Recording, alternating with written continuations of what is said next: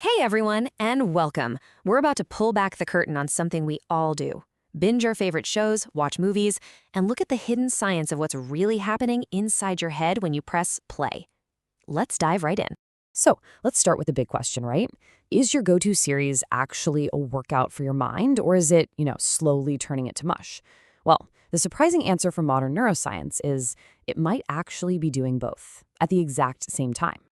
For the longest time, we all had this image of the couch potato, right? The idea that watching a screen was this totally passive, brain-off activity.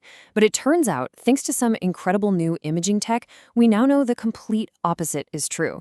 Your brain isn't just sitting there, it's firing on all cylinders in ways that are, well, they're both fascinating and honestly a little bit frightening. And that brings us to our first big idea. We're going to look at how filmmakers, with all their skill and craft, can essentially become conductors for your brain activity. It's a concept that's so new, it's spawned its own field of science. And that field is called neurocinematics. It's this wild fusion of filmmaking and brain science that uses brain scans to see exactly how things like editing, sound, and story directly impact our neural pathways. It's literally the science of how a director directs your brain. And check this out. This is the mind-blowing results of that science. When you're watching a really well-made film, the brain activity of pretty much everyone in the audience starts to sync up. I mean, researchers found that a single film can synchronize brain responses across up to 45% of the neocortex. The implication there is just, wow. This neural synchrony means that for those 2 hours, your brain isn't just randomly reacting. A skilled director can guide a totally reliable, predictable sequence of thoughts and feelings across hundreds of different people, all at the same time. They are, in a very, very real sense, controlling your brain. So how on earth do they do it? Well, it's not magic, it's chemistry. In this next part, we're going to see how filmmakers are basically expert neurochemists, mixing up a perfect cocktail of hormones inside your brain to keep you absolutely glued to this screen. It's this brilliant 1-2 punch. First, as the plot builds tension, your brain releases the stress hormone, cortisol. Boom! That narrows your focus and grabs your attention.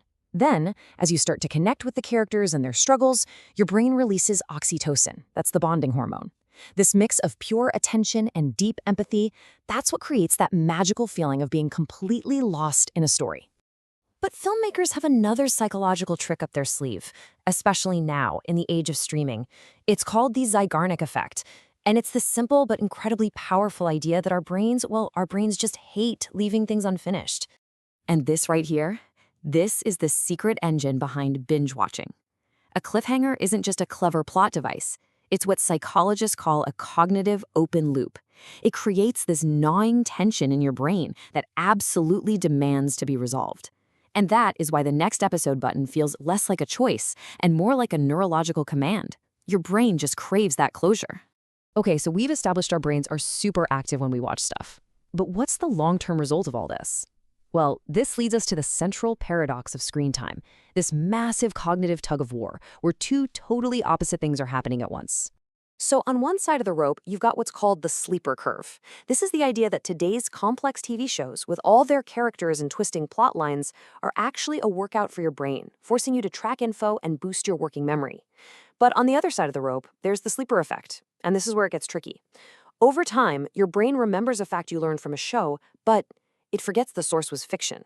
This is a huge deal because it allows fiction to quietly rewrite your real-world beliefs without you even noticing. Now, this cognitive tug-of-war has very different stakes depending on how old we are. So let's take a look at the impact of screen time across an entire human lifespan, from the developing brain of a child all the way to the aging brain of an adult. For young kids, the pace of a show is absolutely critical. Research shows that really fast-paced cartoons can actually overwhelm a child's developing brain. It exhausts the cognitive resources they need for things like patience and focus, leading to an immediate drop in what scientists call cool executive functions, which is basically the brain's CEO, its ability to stay calm and in control.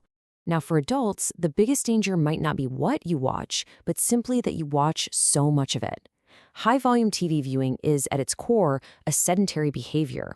And unlike more active hobbies, this kind of long-term inactivity is being directly linked in major studies to measurable physical damage to the brain. And the damage is something we can actually measure. Studies found that people who watch a lot of TV over many years show, on average, a 0.5% greater reduction in their gray matter volume. Now, that might not sound like a huge number, but when we're talking about the tissue responsible for thinking and memory, that's a measurable shrinking of your brain. So how does this happen? Well, it's kind of like a two-pronged attack.